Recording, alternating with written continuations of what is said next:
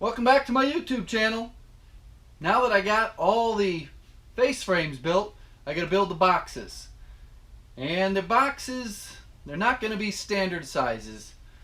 They've got extra large dishes, and that's going to alter the size of your standard upper kitchen cabinets. I'm going to show you what I got over here on my dry erase board. They have plates that are 11 3/4 inches. This is the side piece. This is the back piece. This is the face frame, and this is the door. So your standard cabinet size is 12 inches from the very back to the very front of the face frame, not including the door. This one's going to be a little bit more.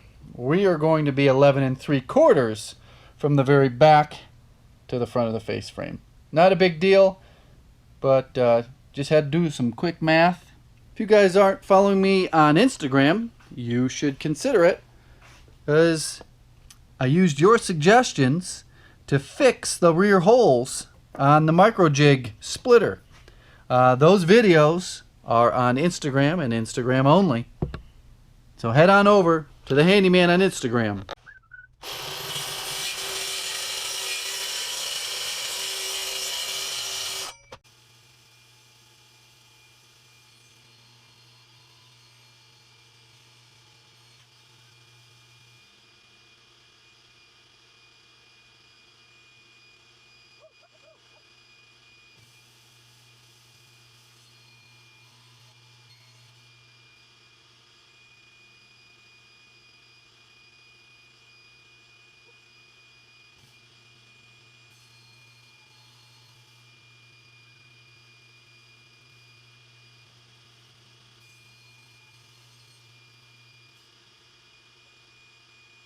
Those pieces that you just saw me cut, those are for shelves. It was just like a 1/3 sheet that I had left over, and it worked out to make shelves out of it.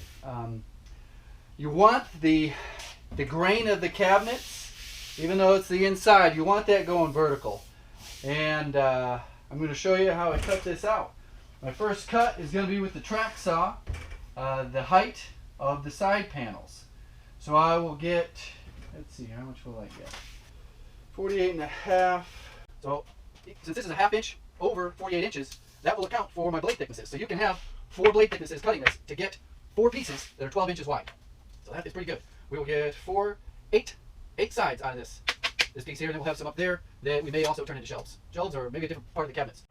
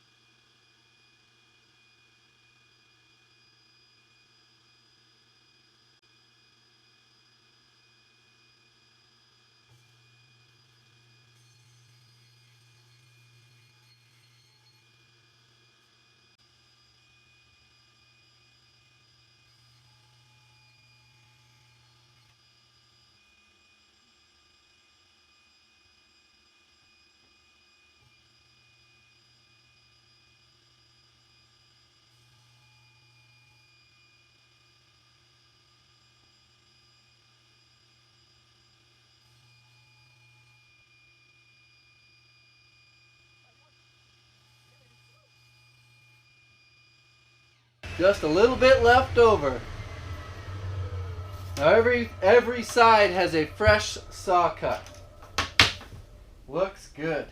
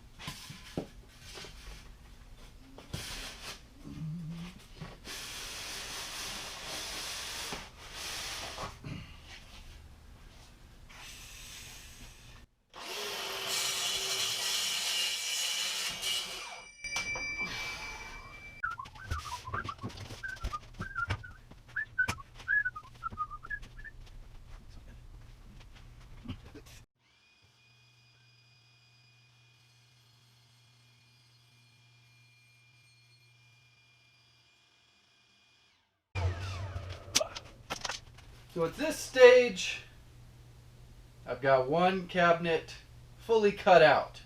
There's a lot of holes that need to be drilled. Pocket holes and shelf pin holes.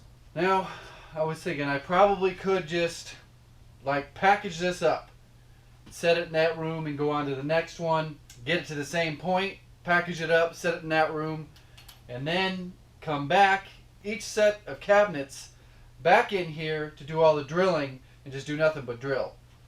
But I've limited space, and it's kind of a mind over matter thing. I want to see something other than just a pile of plywood.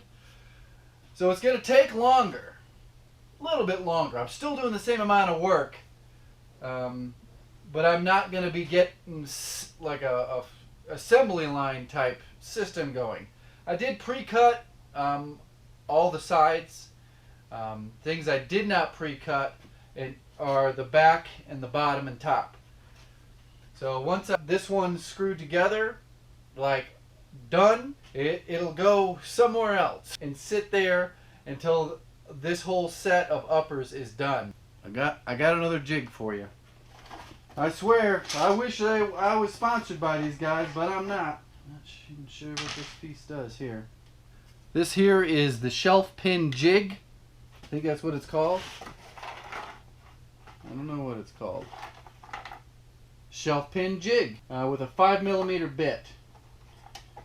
I think it's 1/4 or 5mm. You store your bit and your pin. This is like a locator pin in the back. So the collar depth, I just put it through the hole and saw how much was sticking out and made sure that a shelf pin could go in all the way, and then gave it a little extra. Oh, I found out what that piece was for. You hold it up against the edge, hold it right down there at the base, and I'm going to drill my first one just like that. Now, I'm going to take this one and put it in that first hole. This is the pin. Now, you just keep pressuring, you just go right on up. And then you relocate the pin and do it all the way up. Of course, you don't need holes in this bottom section. You're not going to have a shelf down here. Your first shelf may be there. It's probably going to be right around here.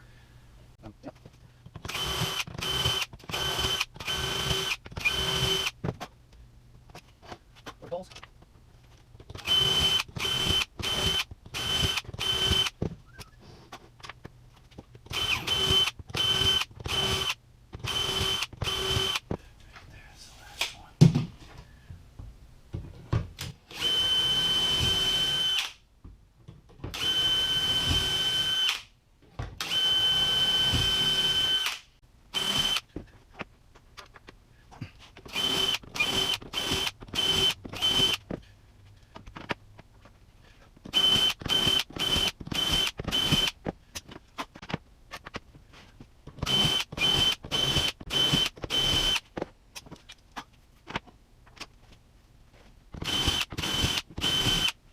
One down. And drill drills perfect holes. It's starting to take shape. This is the first cabinet. It's just loosely put in place. There's no fasteners at all. And I'm just going around, and I've got to mark out where all the pocket holes are going.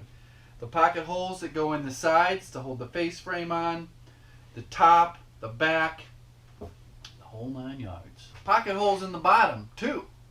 You're like, oh no, you're going to see them. Well, there's going to be a skin that goes under the entire length of it.